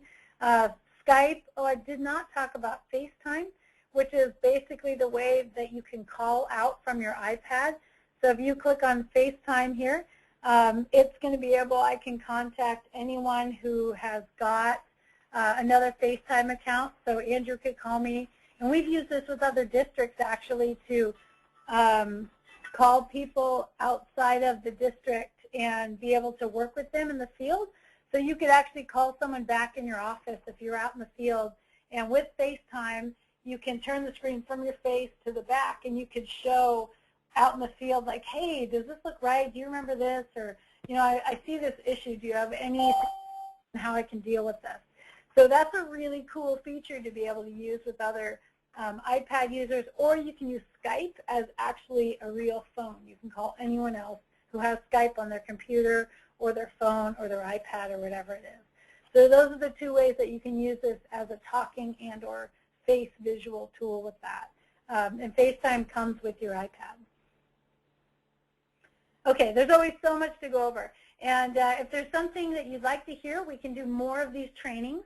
So feel free to send us emails about, oh, I'd love to know more about this or more in depth about this. And we'll set up another training if people are into that. So with that, I'll take any last questions, but otherwise we're kind of wrapped up today. And I really appreciate everyone taking the time to tune in and be of interest to this. And I really hope this was helpful to you. And if not, let us know that too, and we can modify for the future if other people want to participate in something like this. So thanks, everybody. I'll stop the meeting, but you can keep on asking